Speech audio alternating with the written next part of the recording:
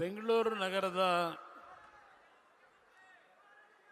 ಯಶವಂತಪುರ ಹೋಬಳಿಗೆ ಯಶವಂತಪುರ ವಿಧಾನಸಭಾ ಕ್ಷೇತ್ರದ ವ್ಯಾಪ್ತಿಯಲ್ಲಿ ಬರ್ತಕ್ಕಂಥ ಕೋನಘಟ್ಟ ಭಾಗದ ಈ ಒಂದು ಮೈದಾನದಲ್ಲಿ ಬೆಂಗಳೂರು ನಗರದ ಜಾತ್ಯತೀತ ಜನತಾದಳದ 25 ವರ್ಷಗಳ ಬೆಳ್ಳಿ ಹಬ್ಬದ ಪ್ರಯುಕ್ತ ಹಾಗೂ ಮುಂದೆ ನಡೆಯತಕ್ಕಂಥ ಬೆಂಗಳೂರು ನಗರದ GBA ಚುನಾವಣೆಗಳು, ಇದರ ಹಿನ್ನೆಲೆಯಲ್ಲಿ ಇವತ್ತಿನ ಈ ಒಂದು ಕಾರ್ಯಕ್ರಮ ಬೆಂಗಳೂರು ನಗರದ ನಾಗರಿಕರಿಗೆ ಮತ್ತು ಬೆಂಗಳೂರು ನಗರದ ನನ್ನ ಕಾರ್ಯಕರ್ತ ಬಂಧುಗಳಿಗೆ ಸೀಮಿತವಾದಂಥ ಕಾರ್ಯಕ್ರಮ ಇದು. ದೂರದ ಆ ಭಾಗದಲ್ಲಿರ್ತಕ್ಕಂಥ KR ಪುರ ಇರ್ಬೋದು, ಪುಲಕೇಶಿ ನಗರ ಇರ್ಬೋದು, ಯಲಹಂಕ ಇರ್ಬೋದು, ರಾಜರಾಜೇಶ್ವರಿ ನಗರ ಇರ್ಬೋದು, ಬಸವನಗುಡಿ ಇರ್ಬೋದು, ಜಯನಗರ ಇರ್ಬೋದು, ಬೆಂಗಳೂರು ದಕ್ಷಿಣ ವಿಧಾನಸಭಾ ಕ್ಷೇತ್ರ ಇರ್ಬೋದು. ಹೀಗೆ ನಾನು ಎಲ್ಲ ವಿಧಾನಸಭಾ ಕ್ಷೇತ್ರಗಳ ಹೆಸರನ್ನ ಹೇಳಲಿಕ್ಕೆ ಹೋಗೋದಿಲ್ಲ, ಈಗಾಗಲೇ ಭಾಳ ಸಮಯ ಆಗಿದೆ. ನಮ್ಮ ಪಕ್ಷದ ಮುಖಂಡರುಗಳು, ಕಾರ್ಯಕರ್ತರು ನಾವು ಶ್ರಮಪಟ್ಟು ಎದ್ದರೆ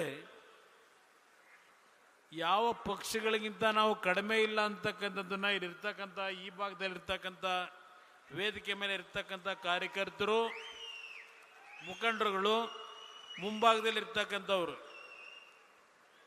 ನಿಮ್ಮೆಲ್ಲರ ಒಂದು ಸಂಘಟನೆ ಯಾವ ರೀತಿ ಇದೆ ಅಂತಕ್ಕಂಥದ್ದು ಇವತ್ತು ಜಾತ್ಯತೀತ ಜನತಾದಳ ಬೆಂಗಳೂರು ನಗರದಲ್ಲೂ ಸದೃಢವಾಗಿ ಬೆಳೆಸಲಿಕ್ಕೆ ನಾವು ಕಾರ್ಯಕರ್ತರು ತಯಾರಾಗಿದ್ದೇವೆ ಅಂತಕ್ಕಂಥ ಸಂದೇಶ ಈ ಕಾರ್ಯಕ್ರಮದಲ್ಲಿ ನೀವು ನೀಡಿದ್ದೀರಿ. ಪ್ರಥಮವಾಗಿ ನಿಮ್ಮೆಲ್ಲರಿಗೆ ನನ್ನ ಗೌರವಪೂರ್ವಕವಾದಂಥ ಈ ಕಾರ್ಯಕ್ರಮದಲ್ಲಿ ಪ್ರತಿಯೊಬ್ಬರ ಹೆಸರನ್ನ ನಾನು ಹೇಳಲಿಕ್ಕೆ ಹೋಗೋದಿಲ್ಲ, ಆದರೆ ನೀವೆಲ್ಲ ನನ್ನ ಹೃದಯದಲ್ಲಿ ಇದ್ದೀರಿ ಅಂತಕ್ಕಂಥದ್ದನ್ನು ನಮ್ಮ ಎಲ್ಲ ನಾಯಕರುಗಳು ಇವತ್ತು ನಿಮ್ಮ ಮನಸ್ಸಿನಲ್ಲಿ ಆ ಭಾವನೆ ಇರಬೇಕು ಅಂತಕ್ಕಂಥದ್ದು ನನ್ನ ಅಭಿಪ್ರಾಯ. ಇವತ್ತಿನ ಈ ಒಂದು ಕಾರ್ಯಕ್ರಮ ಬಹುಶಃ ಒಂದು ಅದ್ಭುತವಾದಂಥ ಕಾರ್ಯಕ್ರಮವನ್ನು ನೀವೆಲ್ಲ ಸೇರಿ ಮಾಡಿದ್ದೀರಿ. ವೇದಿಕೆ ಮೇಲೆ ನಮ್ಮ ರಾಷ್ಟ್ರೀಯ ಅಧ್ಯಕ್ಷರು ಇದೀಗ ತಾನೇ ನಿಮ್ಮೆಲ್ಲರನ್ನು ಉದ್ದೇಶಿಸಿ ಮಾತನಾಡಿದ್ದಾರೆ. ಅದೇ ರೀತಿಯಲ್ಲಿ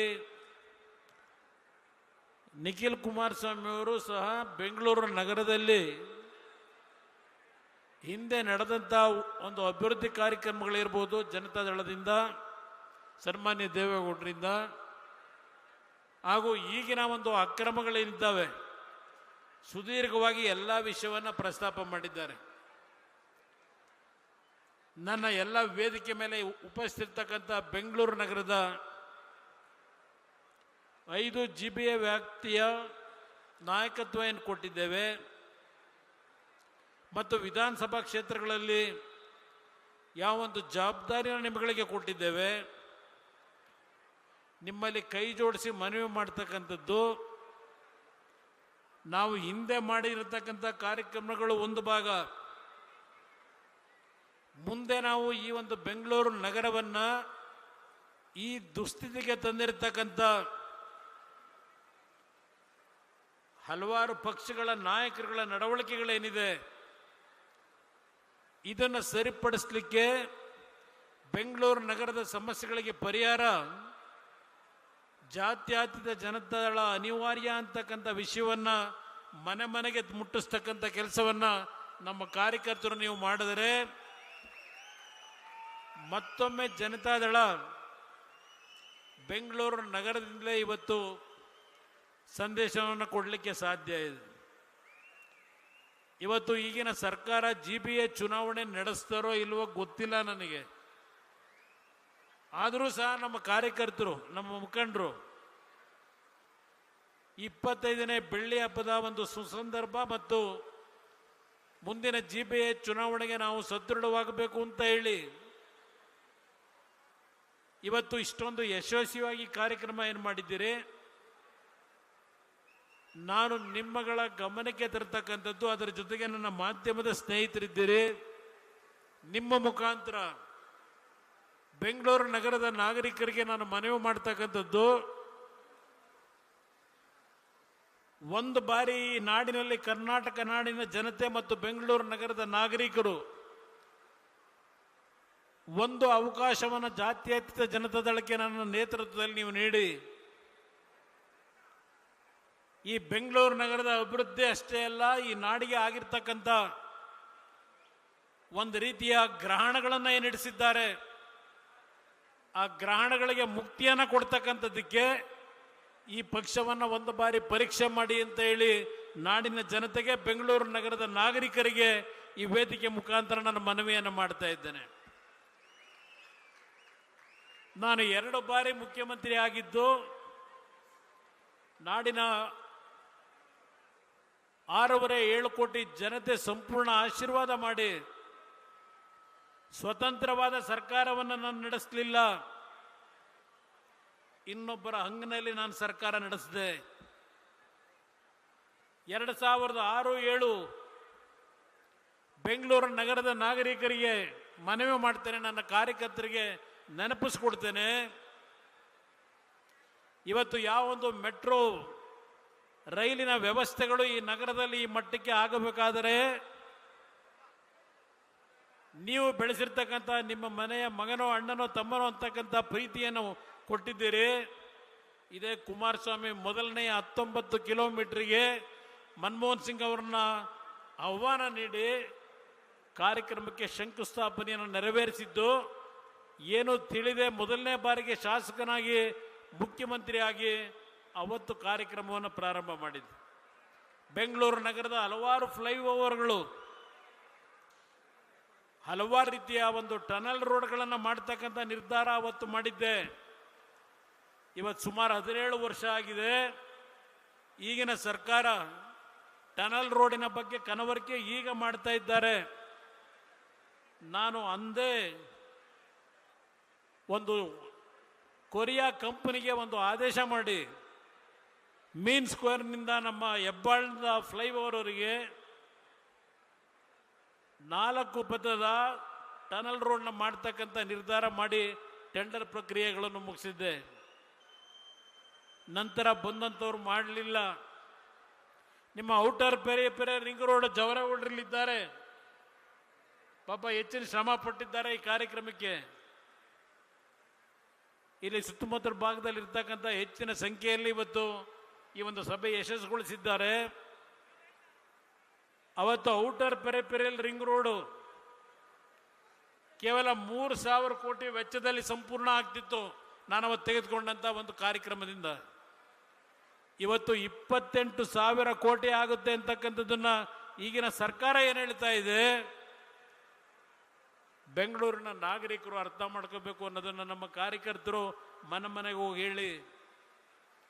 9 TMC ನೀರು ಕಾವೇರಿಯಿಂದ ಕಾಂಗ್ರೆಸ್ ಸರ್ಕಾರ ಕೇಂದ್ರದಲ್ಲಿ ಅಧಿಕಾರದಲ್ಲಿ ಏನಿದ್ರು ಕೊಡ್ಲಿಕ್ಕೆ ತಯಾರಾಗಿರಲಿಲ್ಲ.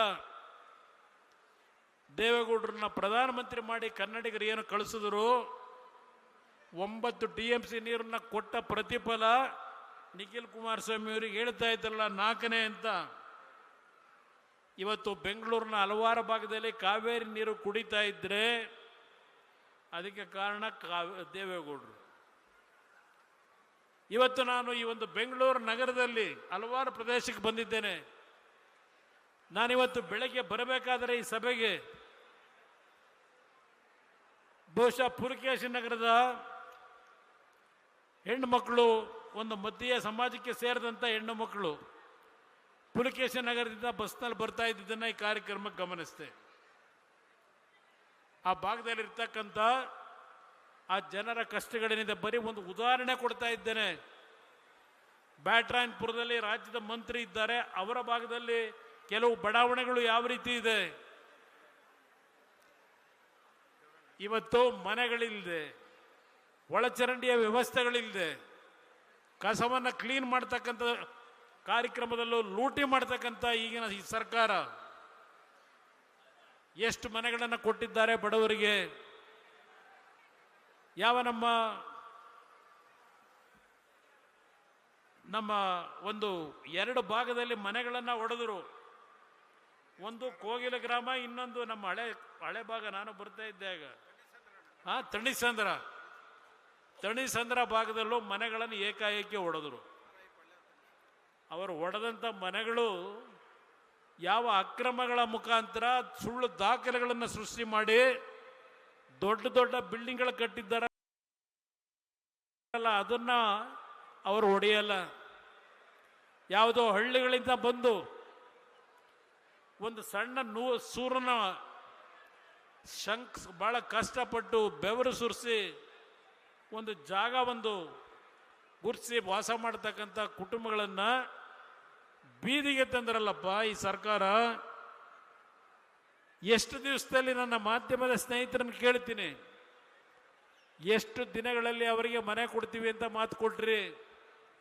ಚಳಿ ಒಂದು ಕಡೆ, ಮಳೆ, ಹಲವಾರು ಗರ್ಭಿಣಿ ಹೆಣ್ಣುಮಕ್ಕಳು ಆ ರಸ್ತೆಗಳಲ್ಲಿ ಬುಡದಂಥ ಆ ಬುಲ್ಡೋಸ್ ಮಾಡಿದಂಥ ಜಾಗದಲ್ಲಿ ಯಾವೊಂದು ಯಾತನೆ ಪಟ್ಟು ಬದುಕ್ತಾ ಇದ್ರು. ಈ ಸರ್ಕಾರ ನಡೆಸ್ತಕ್ಕಂಥವ್ರಿಗೆ ಕನಿಷ್ಠ ಒಂದು ಮನುಷ್ಯತ್ವ ಇದೆಯಾ ಅಂತಕ್ಕಂಥದ್ದನ್ನು ಕೇಳಲಿಕ್ಕೆ ಬಯಸ್ತೇನೆ. ಎಷ್ಟು ಜನಕ್ಕೆ ಮನೆ ಕೊಡ್ತೀನಿ ಅಂತ ಹೇಳಿ ನನಗೆ ಗೊತ್ತಿಲ್ಲ ಅಲ್ಲಿ ಏನೇನಿದೆ. ರಾಜಕೀಯ ಮಾಡಿದ್ದು ನೋಡಿದೆ ನಾನು. ರಾಜಕೀಯವನ್ನು ಯಾವ್ಯಾವ ರೀತಿಯ ದುರುಪಯೋಗ ಬಳಸ್ಕೊಂಡ್ರು ಅವರವ್ರ ಸ್ವಾರ್ಥಕ್ಕೆ ಅದನ್ನೆಲ್ಲ ಗಮನಿಸಿದ್ದೇನೆ, ನೀವು ಗಮನಿಸಿದ್ದೀರಿ. ಆದರೆ ನಿಜವಾದಂಥ ಮನೆಗಳನ್ನು ಕಳ್ಕೊಂಡು ಸಾಲ ಸೋಲ ಮಾಡಿ ದುಡ್ಡು ಕೊಟ್ಟು ಯಾವನೋ ಸರ್ಕಾರದಲ್ಲಿ ಸುಳ್ಳು ದಾಖಲೆಗಳನ್ನು ಅಧಿಕಾರಿಗಳ ಜೊತೆ ಶಾಮೀಲಾಗಿ ಅವ್ರನ್ನ ದಾರಿ ತಪ್ಪಿಸಿದಂತಹ ಕೆಲಸ ಏನು ಮಾಡಿದ್ರು, ಅವರ ಮೇಲೆ ಯಾರ ಮೇಲೂ ಆಕ್ಷನ್ ಇಲ್ಲ. ಪಾಪ ಇಲ್ಲಿರ್ತಕ್ಕಂಥ ಈಗಿನ ಸರ್ಕಾರದಲ್ಲಿ ಒಂದು ಚದರಕ್ಕೆ 100 ರೂಪಾಯಿ ಫಿಕ್ಸ್ ಮಾಡಿ ವಸೂಲಿ ಮಾಡ್ತಕ್ಕಂಥ ಸಿಸ್ಟಮ್ ತಂದಿರ್ತಕ್ಕಂಥ ಈ ವ್ಯವಸ್ಥೆಯನ್ನು ಇವತ್ತು ಮೌನವಾಗಿ ಅದಕ್ಕೆ ಬೆಂಬಲವನ್ನು ಏನು ಕೊಡ್ತಾ ಇದ್ದಾರೆ ಒಂದು ವರ್ಗದ ಜನ. ಇದಕ್ಕೆ ಫುಲ್ ಸ್ಟಾಪ್ ಆಗ್ತಕ್ಕಂಥದ್ದು ಬೇಕಿಲ್ವಾ? ಬೆಂಗಳೂರು ನಗರದ ನಾಗರಿಕರಿಗೆ ನನ್ನ ಮಾಧ್ಯಮದ ಸ್ನೇಹಿತರ ಮುಖಾಂತರ ಕೇಳಲಿಕ್ಕೆ ಬಯಸ್ತಾ ಇದ್ದೇನೆ. ಪ್ರತಿನಿತ್ಯ ಆ ಗುಂಡಿಯ ಸಮಸ್ಯೆ ಬಗ್ಗೆನೇ ಒಂದು ದೊಡ್ಡ ಚರ್ಚೆ. ನಾನು ಈ ರಾಜ್ಯದಲ್ಲಿ ಆಕಸ್ಮಿಕವಾಗಿ ಮುಖ್ಯಮಂತ್ರಿ ಆದಾಗ ಮೊದಲನೇ ಬಾರಿಗೆ ಇದ್ದಂಥ 18 ತಿಂಗಳಲ್ಲಿ ಸುಮಾರು 59 ರಸ್ತೆಗಳ ಅಗಲೀಕರಣ ಮಾಡಿ ಬೆಂಗಳೂರು ನಗರದ ಮೂಲಭೂತ ಸೌಕರ್ಯಗಳನ್ನು ಸರಿಪಡಿಸಲಿಕ್ಕೆ ಪ್ರಯತ್ನ ಪಟ್ಟಿದ್ದೆ. ಬೆಂಗಳೂರು ನಗರದಲ್ಲಿ ಇಂಟರ್ ಕೋರ್ ರಿಂಗ್ ರೋಡನ್ನು ಮಾಡಬೇಕು ಅಂತ ಹೇಳಿ ತೀರ್ಮಾನವನ್ನು ತೆಗೆದುಕೊಂಡೆ. ಮುಂದೆ ಬಂದಂಥ ಸರ್ಕಾರ ಏನೂ ಮಾಡಲಿಲ್ಲ. ಭಾಳ ಜನ ತಿಳ್ಕೊಂಡಿದ್ದಾರೆ. ನನ್ನ ಮಾಧ್ಯಮದ ಸ್ನೇಹಿತರು ಬೆಂಗಳೂರು ನಾಗರಿಕರಿಗೆ ಒಂದು ಸಂದೇಶ ಕೊಡಿ. ಜನತಾದಳ ಕೇವಲ ಗ್ರಾಮೀಣ ಪ್ರದೇಶದ ರೈತರಿಗೆ ಇರತಕ್ಕಂಥ ಪಕ್ಷವಾಗಿ ನಾವಿಲ್ಲ. ರೈತರ ಜೊತೆಯಲ್ಲಿ ಬೆಂಗಳೂರು ನಗರ ಯಾವ ಕೆಂಪೇಗೌಡರು 500 ವರ್ಷಗಳ ಹಿಂದೆ ಕಟ್ಟಿದ್ದಾರೆ. ಈ ನಗರಕ್ಕೆ ಆದಂಥ ಆಘಾತಗಳು, ಈ ನಗರದ ಮೇಲೆ ನಡೀತಾ ಇರತಕ್ಕಂಥ ಆಕ್ರಮಣವನ್ನು ತಡೆಯತಕ್ಕಂಥದ್ದಕ್ಕೆ ಒಂದು ಅವಕಾಶವನ್ನು ಈ ಬೆಂಗಳೂರು ನಗರದ ನಾಗರಿಕರು ಕೊಡ್ತಕ್ಕಂಥದ್ದಕ್ಕೆ ತೀರ್ಮಾನ ಮಾಡಿ ಅನ್ನೋದನ್ನು ಮನವಿ ಮಾಡ್ತೇನೆ. ಬೆಂಗಳೂರು ನಗರದ ಹೊರವಲಯದಲ್ಲಿರ್ತಕ್ಕಂಥವ್ರು ಯಾರೋ ಹುಟ್ಟು ಬೆಂಗಳೂರಿನಲ್ಲಿ ಬೆಳೆದಂಥವ್ರು ಇಲ್ಲ. ಇಲ್ಲಿ ಸುಮಾರು 100ಕ್ಕೆ 50-60 ಭಾಗ ಜನತೆ ಅದು ಬೆಂಗಳೂರು ಕರ್ನಾಟಕದ ಮೂಲೆಯಿಂದ ಬಂದಂಥವ್ರು ಇರಬಹುದು, ಇವತ್ತು ಉತ್ತರ ಇಂಡಿಯಾದಿಂದ ಬೇರೆ ಬೇರೆ ರಾಜ್ಯಗಳಿಂದ ಬಂದಂಥವ್ರು ಇರಬಹುದು. ಇವತ್ತು ಬೆಂಗಳೂರು ನಗರಕ್ಕೆ ಆಗಿರ್ತಕ್ಕಂಥ ಈ ರೀತಿಯ ಯಾವೊಂದು ಮೂಲಭೂತ ಸೌಕರ್ಯಗಳ ಹೆಸರಿನಲ್ಲಿ ಲೂಟಿ ಮಾಡಿದ್ದಾರೆ.